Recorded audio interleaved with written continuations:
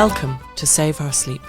Tizzie and the Save Our Sleep team believe it's every child's right to receive comfort, a parent's right to demonstrate love, and everyone's right to a full night of sleep. This podcast is not a medical or scientific volume, but a collection of tried and tested solutions and tips based on my many years of experience with babies and young children. Its main purpose is to help parents understand and avoid sleep problems in young babies and toddlers. We'd like to recognise the Wadawurrung people who are the traditional owners of this region, which Tizzie and myself live and are recording today's podcast on.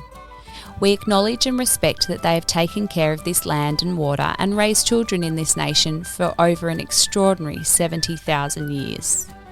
The Save Our Sleep podcast is dedicated to helping you prevent and solve sleep problems while having some fun along the way. We endeavour to discuss all things family related, starting from pre-conception all the way through to an adult child leaving home and beyond. Some topics may be triggering. If you find this is the case, please reach out to your or your child's health nurse or general practitioner.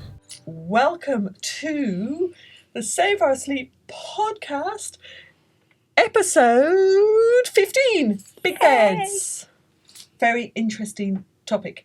So somebody had had given us the topic. So who was it? I mean, we don't normally choose to have a topic for the full podcast, but no, but we were looking at it and thought this would be good to talk about.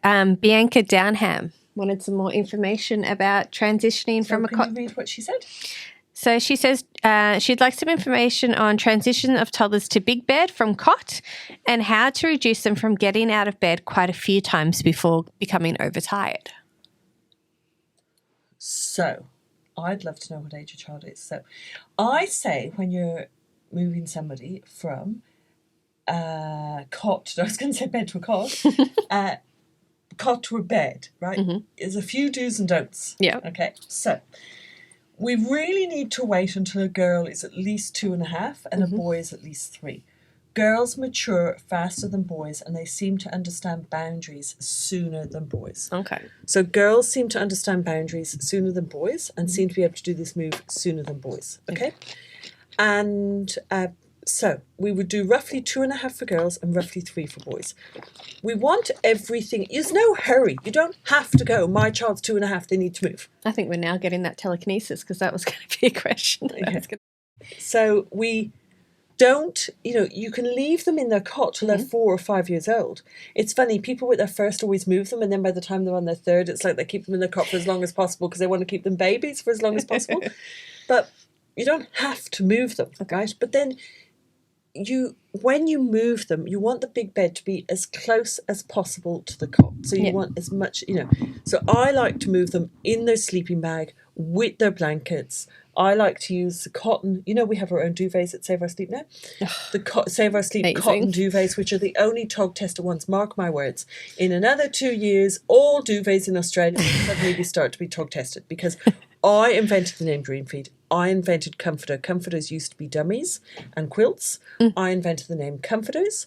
All these things which were my names, which now everybody uses, like bundlers, those sleep suit bundler things, they were my thing, and now every brand has them. I'm going to have to start trademarking everything you say. You can't. I tried to trademark Dream Feed, or I tried to patent it, and they were like, that would be like trademarking roasting for like roasting and roasting a chicken. Yeah.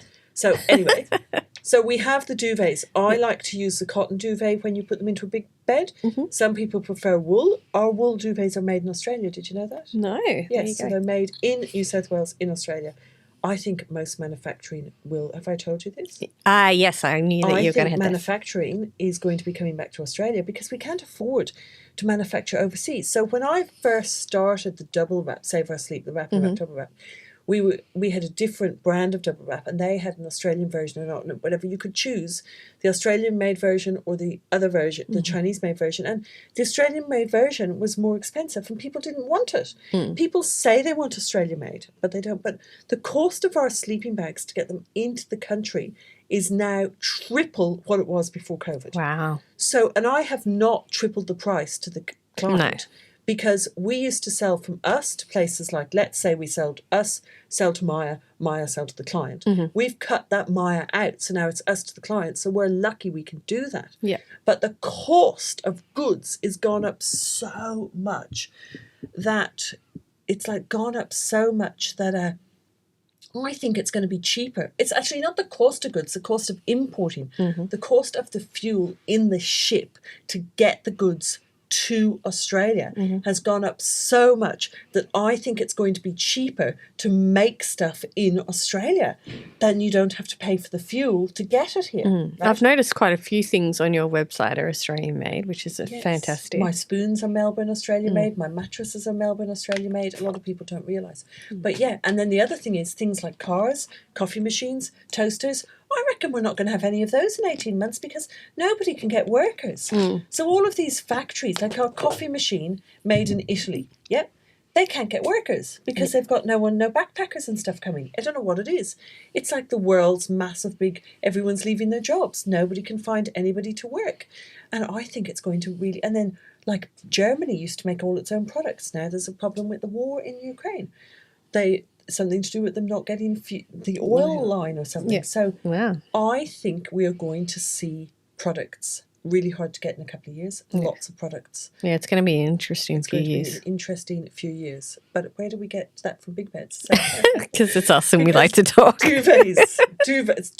I call them duvets. So Duvets. you want your baby to be in their cot with exactly the same as what they had, which they're going to have in their big bed. Yeah. So you want to be able to move them from their cot into their big bed, exactly the same stuff. And also because, picture this, if your child, like Bianca was saying, gets out of the bed, what do? You say, you've got out of bed, you're asking me to put you in the cot. And you don't want to say, you're asking me to put you in your sleeping bag because they're going to put you in the cot. They need to be in their sleeping bag already. Yeah. Yeah. So you want to be able to say, your action was getting out of bed. The consequence is you're going in the cot. Sometimes people say, all the time, not sometimes, most of the time, people say that they move their baby from their cot into the big bed and everything's perfect for 6 weeks. And they think, oh, it's so brilliant. The transition was so easy. A bit like me when I potty train one of my kids. Backwards. The transition was so easy. Everything was great. Everything was so easy. And then at 6 weeks, they start testing the boundaries. Because every 6 weeks, they test the boundaries. Yeah. And then at 6 weeks, all of a sudden, they don't want to sleep in the big bed anymore. And you've got to put them back in the cot. So don't take the cot out of the bedroom. It's not right. You need the cot in the bedroom so that you put them in the big bed. And then the other thing is have the big bed set up in their room for at least, like I think, a good 3 months before they're going to sleep in it. Okay. So they get used to it. They get used to it being there. They sit in it. They get familiar with it. Yeah. They could even maybe have their day sleeps in it or on it and then move them into the cot when they're used to it. Yeah. If the listeners need the cot for a new baby, could they use the porta cot instead? Well, I would say you cannot put a price on sleep. You know, you cannot put a price on sleep. Why would you not borrow a cot for the new baby or borrow a cot or buy a cot for the new baby? I mean, you can get yourself, right, a cot from IKEA for $129 and you could get a spring mattress from IKEA, which is not perfect, but it would do for the first little bit for your baby for very little money. Why not get that instead of a porta cot?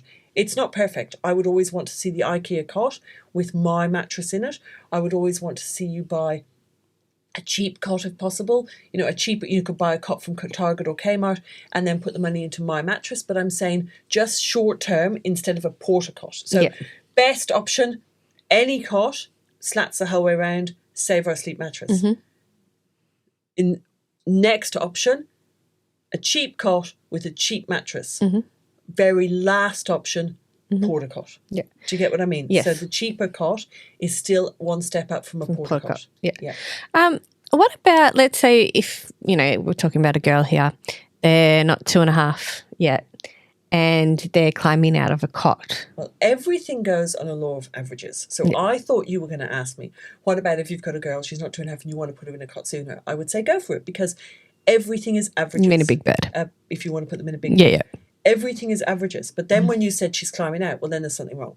Because if they're climbing out, there's something wrong. Bed should be an enjoyable space. Bed should be their cot or their bed should be, it's time for sleep, it's time for bed. They should want to go, they should go, they should be tired, they should sleep. If you're telling me that your child is climbing out of their cot, we need to work out why. Are they having too much day sleep? Are they not having enough fresh air during the day? Are they not eating the correct food? Why are they not wanting to sleep?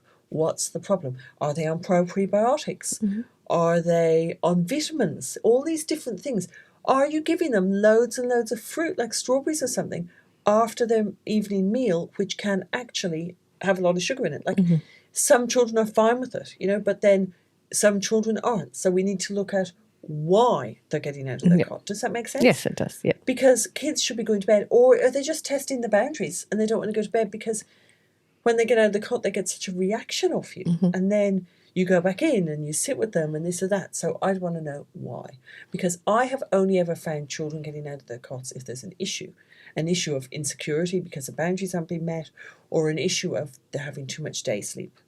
Same as you've said, people have said about kids rolling or standing, or they need a routine change. Yeah. Yes. Yeah. So they go to bed and they start rolling over and stuff. Yeah, and same tummy sleeping, like they're moving around the cot. We work it so they're cold, but then if they're not cold, it's like, oh, hold on a minute, they're having too much day sleep. Yeah. We cut the day sleep and they start sleeping better. Yep. And so when they've gone into the big beds, what is your advice when they get out of the big bed? So, again, it depends on their age and it depends how you've done it. So, when you first put them in the big bed, you've got the cot set up. And if they normally sleep in it. If they don't sleep in it and they're getting up straight away, they're not ready for it. You need to go back to the cot. Okay. Yep. If they sleep in it, so that doesn't happen that often. If more often we hear of them sleeping in the big bed for 6 weeks. After 6 weeks of sleeping in the big bed, they start getting out and testing the boundaries. Yep. Then you go back to the cot. What happens if you don't have a cot anymore? You go and buy one or borrow one. You cannot put a price on safety or sleep. I really believe in that. You will have a friend somewhere. Put in your local Facebook page, hey, I need to borrow a cot. I've cocked up and Tizzie says I need to borrow a cot because my toddler's getting out of bed and I've given the cot to the baby. So borrow one. Okay. Yeah. Or come to me and I'll lend you one if you live locally. So then if they're older, so if we're talking about an older child, so let's, on the subject of beds or sleeping alone or whatever, let's talk about co-sleeping for a minute. So what happens if you've got a 5-year-old child who's always co-slept with you and suddenly you don't want them in your bed? I always say it's really, really unfair for you to turn around and say, oh, I don't want you to sleep in my bed anymore, you've got to go to your own bed. If that child has slept in your bed with you since they were a new baby, right? And now all of a sudden at 5 years old, you think it's your bed. Maybe you've had a new baby and you don't want them in your bed anymore. Because everybody's getting disturbed sleep. I don't think it's right for them to have to learn how to sleep in a new room and sleep alone. I think they need to learn how to sleep alone first before they sleep in the new room. So I think you need to move out of the bed. I think your bed is now their bed. Hard luck that it's in the master bedroom and that you've decided that the master bedroom is where they're always going to sleep. I think they need to learn to sleep alone in that bed before they learn to sleep alone in a new room. So I always say, you move out of their bed, teach them to sleep alone in the master bedroom. Once they've learned to sleep alone, then do something really special like a reward system where they've got their new bedroom, it's all been set up, they've chosen their own duvet cover, reward system where they, if they stay in bed for this amount of time, they get this reward. If they stay, stickers, whatever, reward system in their new room. But they've learned to sleep in your room first. Does that make sense? Yeah. If they're at an age where they go to bed in their own bed and they're a night wanderer, so they go to bed in their own bed and then they get up in the middle of the night and they come into you and they say, Mummy, Mummy, I'm awake. And then you get up and then you bring them back to their bed and this goes on all night. That's what I say. It reaches a point where you say, no, Mummy needs her sleep. You need to go and put yourself back to bed. No, Mummy needs her sleep. I'm not coming and doing this now. And you put them out of your room and you shut the door. Yeah. So they come find you. You've got to make sure the house is safe. You've obviously got to have a listen and keep an eye on them from the door. Maybe even get one of those really simple Google cameras, which aren't that expensive, that you can put up in the hallway and watch them. Yeah. But you go, no, mummy says no, mummy or daddy need their sleep. You need to go to bed. And you put them out, you shut the door. A lot of the time, especially little girls, they will yell and shout and scream outside the door. And then they will give up and either go back to bed, or on the odd occasion, you'll find that they lie down and go to sleep outside your door. Okay. That's fine. It gets less each night, and they need to learn to sleep in their own bed. Or else, if you want to co-sleep, take them into bed with you. Yeah. But if you don't want to co-sleep, this is how you fix it. Okay. Yeah. Great. Is there any other tips and tricks that you have for big beds? Well, big beds, it's very important that you buy a bed rail. So I had on my website Linden ones, but most people in Australia seem to get king single beds, which they don't fit. Lots of people get king single beds. Have your kids got king single beds? Now, they actually started in doubles initially because I thought if they're going to roll, they've got space to roll. So it's interesting what beds people have. So we no longer have them, and we might have a couple left, but we had the Linden bed rails, which are really good, because you've got to make sure that the bed rail, that the side goes the whole way under the mattress, because otherwise they can fall down between the bed rail and the side of the bed and get trapped. So I have never really used bed rails. I've been more inclined to put my baby's children's beds against a wall, and they're not. Most kids don't fall out. It's very unusual for them to fall out of bed. Yeah. For some reason, they don't. No, I found with like my sauce baby, Save Our Sleep babies, got it that time. They actually just stayed on their backs. You know, as they got older, they became a bit more like octopuses, and But they don't tend to fall out. No. So people all worry about their baby going from a cot to a bed and they're going to fall out, but it's not a big thing that we see. Can you please let us know if we're wrong, if your children fall out of bed? Because I very rarely see or hear from people saying, my child falls out of bed every night. Yeah, no. I haven't had that experience with my 3 yet. So yeah, so it's interesting, isn't it? So I wonder, so are bed rails really, really, really needed? That's the question. So yes, if you get a bed rail, make sure you get one that goes the side of it, so the mesh side goes down the side of the bed and onto the bed, so that there's no place that their arms or legs can get trapped. There's lots of bed rails that just have mesh on the side, and then the bars go under the bed, but if you get your arm and push it down, your arm can go down between the bed rail and the side of the bed. Does that make sense? Yeah. So you don't want a bed rail that's not safe. Okay? Yeah.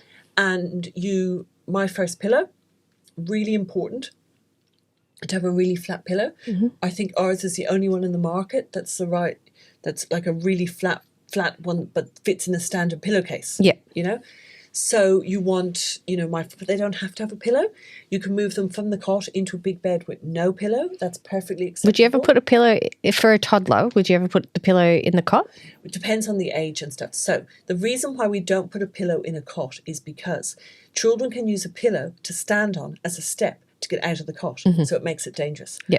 Our pillows would be safe with a child in a cot if they got it over their face or ended up face down in it because of the way we've made it. But they could use it to stand and climb out. Now, when I say safe, I mean for a child over 2. Yeah. So, yes, you could use my first pillow in your cot for a child over 2. But the reason we say not to is because if the child stands up, they can use the pillow as a step to get out of the cot. Yeah. Right? But if you know your child and your child doesn't stand up, then yes, you could use the pillow earlier in the cot. But most kids don't need a pillow. Yeah. So why would you introduce it if they don't need it?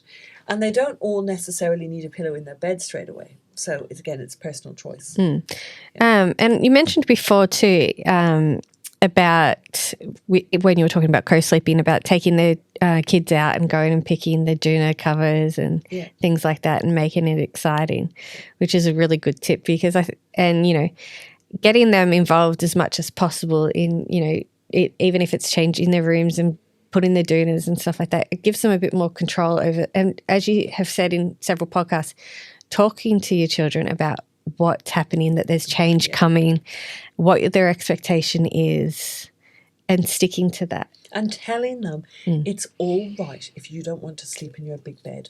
You can go back to the cot if you want to, Well, that's what I had with and don't my do youngest. all the moves at once. Like, don't move them from their cot into a big bed in a new room all at once. Yeah. And don't move them into the big bed because a new baby's coming, because that's the worst thing you can do, because then they feel like the baby's taking everything. And talking of new babies, just be really, really careful that if you have a new baby in the house, you're not going, oh, be quiet, the baby's... Oh, you're going to wake the baby. Oh, we can't go to the park because the baby's sleeping. Oh, no, we can't do that because the baby. Oh, we can't do this because the baby. Like, yeah, it might be because of the baby, but try to change it to mummy. Like, oh, like, you know, let's say you've got to feed the baby, right? Say, oh, we can't go to the park just now because mummy's boobs are very full of milk and they're a little bit sore. I need to feed the baby to make my boobs feel better. So then you're feeding the baby to... The toddler thinks that you're feeding the baby to make you feel better. You're not, the baby is helping you. So the baby is helping you to feel better. You're not sitting down to give the baby all the attention. Yeah. It just, I know it's a tiny little thing to say, but if you change the words around it, it changes their opinion, you know? So, oh, we'll be able to go to the park for longer if mummy doesn't have as much milk in her breast. So I'm going to feed the baby, empty my boobies, then we're going to go to the park. Positive. I'm going to feed the baby, empty my boobies, then we're going to go to the park, you know, or I'm going to feed the baby, empty my boobies, and then we're going to do jigsaw puzzles. Like, exciting, good. It's a good thing. It's not, oh, sorry, Fred, mum's got to feed the baby again because the baby's hungry, and I might play with your jigsaw puzzles after I feed the baby. Like, that's just so negative for the toddler. Yeah. And that's probably how you're feeling, especially if you've just had a C-section or you've just given birth and you're sore, you're bleeding, or, you know, you might want to act like that. But try to be positive, because these early weeks will pass really quickly and then it'll be good again. Yeah. You know? Oh, my goodness, I've forgotten in my brain, but it will come back to me. So we're talking about quilts, choosing the wrong quilt covers, giving them a bit of a... Even if you're someone who doesn't necessarily want to take them into a shop and say, choose any quilt cover, have two. Bring home two that you like, because you need two. You need one for the wash and one for the bed. Bring home two that you like and say to them, you know, here's these two quilt covers. Which one would you like, this one or this one? Let them pick which one to put on, you know? Or which way do you want it, this way up or this way up? So Kieran's got a beautiful one at the moment with all the elephants on it. Have you seen it? No. All the ballerina elephants and dancing elephants and stuff. And then one side's that, but then you turn it over and the other side's mustard with white flowers. Oh, my goodness. And Emma would love that. Oh, Emma would absolutely. Emma would die for this. How have you not seen Kieran's duvet cover? I don't know. Oh, I took a photo of it the other night because I dyed a blanket. You know my rainbow blankets? Yeah. I took a photo of it the other night because the rainbow blanket, by absolute coincidence, matches the duvet cover perfectly. Oh, it's the wrong duvet cover. Oh, no, I just went and found it and it's the wrong one. I'm showing, I don't know if you guys can see that. Can they see it in the camera? Probably not. But, I'll have to a little bit. Picture. I'll have to zoom in. I'll have to put a picture on Instagram. But so we dyed it, but doesn't that match perfectly, the colour? Like, look, isn't it? But look, could you have got the colour any more perfect? Yeah. Because we dyed it if you wanted to, but I've got to find you the other. I've got to find you the other duvet cover because it's absolutely beautiful. Right, let's take a reader's question. I think we've covered enough on... So what I was going to ask is, in the big bed, you recommend keeping the sleeping bag. At what age would you? At least 6 months. Keep it for at least 6 months. Keep this big sleeping bag for at least 6 months in the big bed. Yep. You've also, I don't know if you still have them, but they're sleep suits. Do you still have? Yes. So the sleep suits you use when they're older and they're walking about. Okay. So when you think that they're older and they've got the sleep suits, they're older, they're getting up, they're walking about. The sleep suits are more for like, it keeps them warm in bed, but it's more for when you want them to be able to get up and maybe come downstairs and have their breakfast in the sleep suit and so on. Yeah. Although lots of children learn how to walk perfectly in their sleeping bags. Yeah, it's kind of like the sleep suits are older when they're no longer in the sleeping bag and they're kicking their blankets off. Almost so like a dressing gown. Yes, but and also they wear them in bed because they're no longer in the sleeping bag, but they're kicking all their blankets off. Yeah. So that makes a big difference. Beautiful. All right. So our reader's question is from Amanda Adele, and she writes, I would really like to know more about the 9 to 12 month routine changes. I've noticed that the milk feeds are halved after day sleeps at this age, but I'm wondering why. Is it because your baby needs to have more solids to feel fuller for longer with the progression to 1 day sleep? What are your thoughts? So I'm going to answer that in a second. I just found you my picture of my duvet cover. Well, you answer that and I'll What have do a you look. reckon? Oh, cute. She would love that. All elephant. So again, I'm going to have to put... Oh, I'll have to put it up on the Tizzie personal... Yeah, I don't think my Instagram lady will want to put these photos up, so we'll have to put it somewhere. Maybe on my personal Facebook or on my personal Instagram, which you can be friends with me on it. So, why? Well, I would like to go back to Mozambique and ask the babies in Mozambique why. Because with all of my routines, I don't go, this is what we're going to do, and this is how we're going to do it, and this is when we're going to do it. I look at what the babies do naturally. So how I developed my routines was, I was very, very lucky.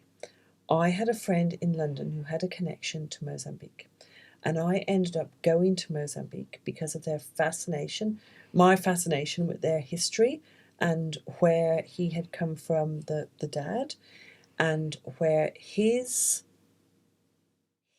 father, Eduardo Mundane, was assassinated. So my friend's husband's father was assassinated. He was maybe the president of Mozambique or something, and he had married a lovely nurse, Janet. I'm pretty sure, yeah, and I've met Janet, and she was white and a nurse. I'm sure she was a nurse. And he was assassinated. And he had a son called Eduardo Mundane, and I was friends with his wife, Tessa, in London, and they used to tell me Mozambique stories about Mozambique and so on. And I ended up travelling there as a result of our friendship. And I ended up seeing how these beautiful women over there looked after their children. And I watched them in the fields and so on, and I watched how they used to come in and sit down, and I was just loved being around babies and fascinated with babies. And some of these women would have one baby tied to their front, one baby on their back, you know. And they demand-fed their babies. But what was interesting was when you asked the women sitting down what age their babies were, they were all the same age. So they were all feeding 6-week-old babies. And then 10 minutes later, they were all feeding 8-week-old babies. And it was really interesting. And then, you know, all of them would be feeding their 9-month-old babies for a certain amount of time at that time. And I wrote the routines down based on these women who followed natural routines with their babies. That's where the routines came from.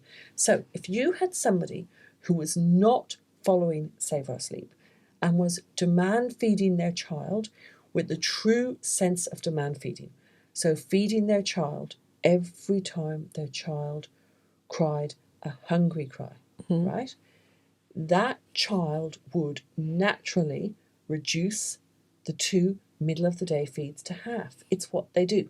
So if you are following the routine, you will notice that your child will have a big feed in the morning, a big feed in the evening, and 2 small feeds in the day.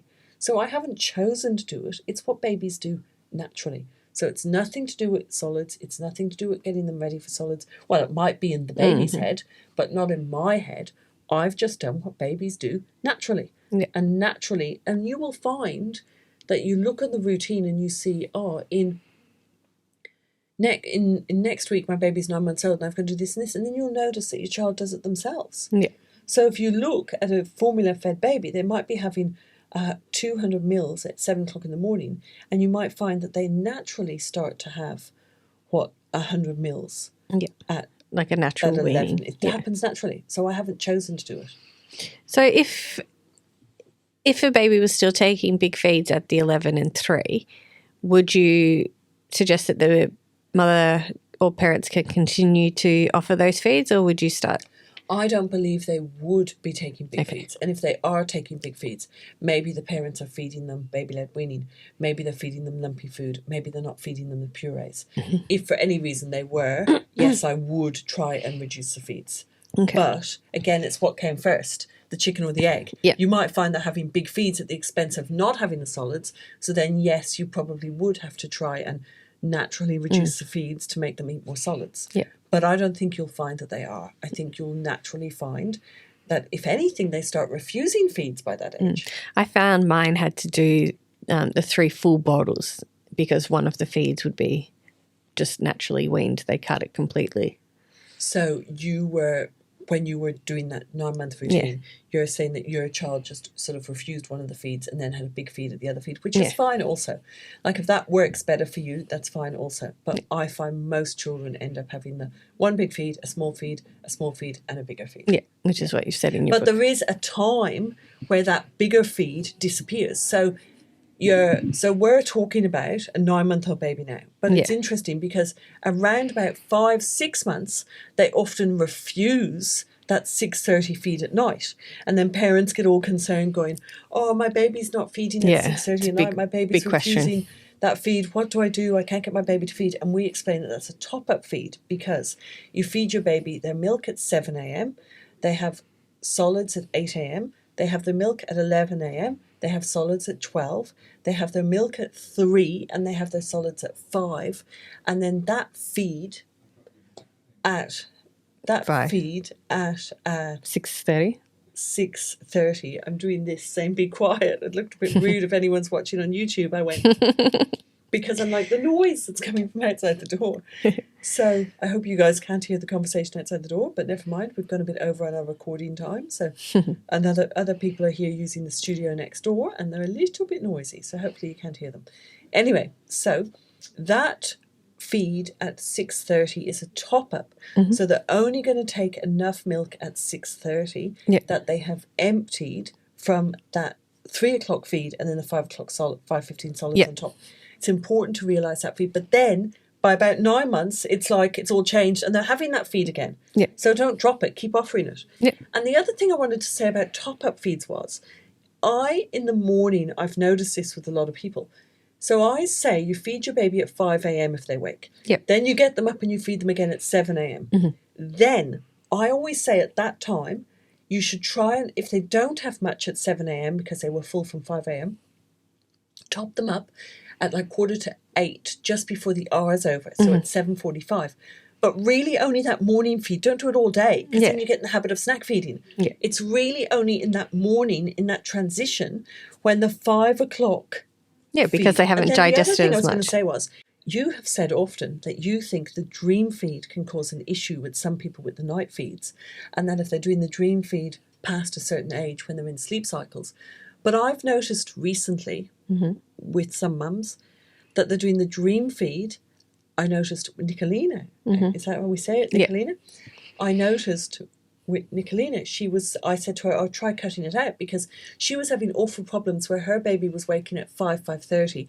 She's doing 6:30 to 6:30. So that would be like 6 a.m. 6 a.m. wake. And she was having this wake at 6 a.m. and then she was finding like the 7 a.m. feed was a disaster and the whole morning was going wrong. And then we said, well, why don't you try cutting out the dream feed? And then that 6 a.m. wake will become 3 a.m. And then there'll be, So she tried that and it totally changed stuff for the better. But then one day she was like, I'm just going to try what Tizzie said, not do the dream feed till my child's older. And her baby's sleeping 12 hours. So the routines work. We like you to use them. We like you to use them to solve sleep problems. But sometimes you just need to adjust them a little bit. Well, that's it. Not every child is the same. And so there are different choices. You say that, and then I say they are. They're all robots because they are. Like, not every child's the same, but then they are the same. No, but they have your advice, the book is a general thing to pick up if you haven't.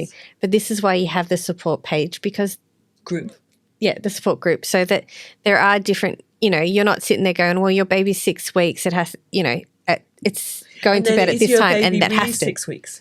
So like, my neighbour was talking to me the other day about, my baby's still really sleepy and, and we were talking about she's not doing the routine. She doesn't need to do the routine. She's happy with what she's doing. She's just, she has worked with animals. She understands, I don't know, I don't want to really identify her, so it's a bit awkward, but she's so confident and she's so not stressed. She's so relaxed and the baby's so relaxed, although I've been making her put it in my Emmalunga and now she loves my Emmalunga and now it's her pram, not my pram, and I keep calling her going, how's my Emmalunga's baby going? And in fact I think I'm going to get to give her baby a bath tonight in my tummy tub, so I'm very jealous. Excited. But she,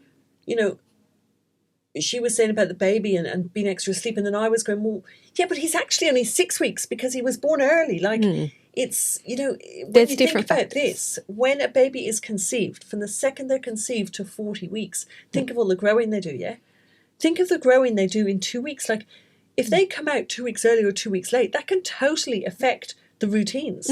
I'm not saying to adjust the routines exactly to corrected age. I'm just saying, keep in mind it can affect the routines. That's what I mean when I'm saying that not everybody is like, and you know. I think every baby is the same, as in they all show that they're in love with their comforter at 10 months. They all refuse to drink water till a certain age. They all start sleeping in sleep cycles at the same age. I think they're all the same in that way. But then, yes, some, you know. Their sleep needs are different. Yes, some of them need to go to bed earlier. Some of them need to go roughly follow the routines. Yes. And also we've noticed if kids are on the routine from day one, it's like their sleep needs are less. Yeah, that's right. Because they're not as sleep deprived. Yes. And this is the thing people need to understand. You see babies predominantly with sleep issues. Yes. Like that's why people come to you. Yes. You know, if it's not an issue and you're happy as a family doing whatever it is you're doing, great, that works for you.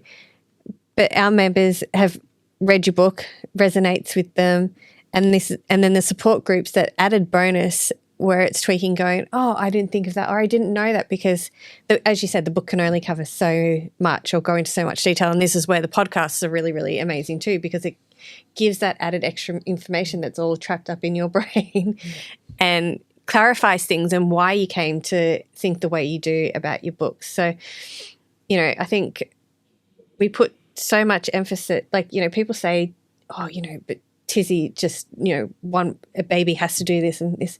The book is a guide. And some, as we've been saying, some babies will have different sleep needs. Like a baby from SOS from the beginning isn't going to be sleep deprived and they, you know, drop that sleep. I've had, you know, one child with, you know, my first had greater sleep needs, and as we've progressed, my youngest, 18 months, and she dropped the sleep, whereas my first child was 4 years old before she dropped hers. So, you know, it's not just clear cut sometimes. Yeah. And that's the good thing. It's a holistic approach. And that's why the group's great and why the podcasts are great, because you can listen and, you know, chop and change. Talking of the podcast, can you please let us know? Can you write us some reviews on Google? Like you go, or is it Google? Yeah, Google and Apple. Yeah. And, you know, write some reviews, what you like about them and so on. And can you give us like stars on whatever podcast you're listening to them on, or go to YouTube and watch them on YouTube. And please, you know, feel free to go to our posts that we have about any questions that you want to possibly ask during our podcast. Yes. And if you have heard your question called out in the podcast, you need to go to the Instagram page, Instagram page, and you need to find something in relation to that podcast. So like the tile or a story or a video for that podcast. And you need to say, I am such and such. Whose question was asked? May I have my gift voucher? Yep. Because we want everybody to feel included, and we want people to realise that you're real people. Yeah, that's it. That, you know, we're not just sitting here making up questions. Not that they wouldn't believe that, but you know what I mean. Yeah, I'm sure some trolls would. Yeah, no, they're not trolls. They're uninformed. They are trolls. I don't know what to call them. Anyhow. Maybe I'm mean. Right. We are going to leave it there for today. Yep. And thank you very much for listening. And we will catch you again soon. Bye, guys. See ya. You have been listening to the Save Our Sleep podcast, brought to you by the International Baby Whisperer Proprietary Limited. You will find more information about the Save Our Sleep philosophy, products, support, and how to watch the mini clips that accompany this podcast at saveoursleep.com. You may find the Save Our Sleep social media accounts by searching Tizzie Hall on Instagram, Facebook, or Twitter. Please subscribe to my YouTube channel for all my how-to videos and to watch the podcasts.